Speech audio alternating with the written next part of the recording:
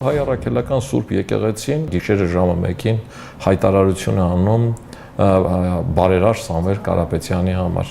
Իսկ երբ որ 120,000, 110,000 Լեռնային Ղարաբաղի բնակիչ ստիպված, պարտադրված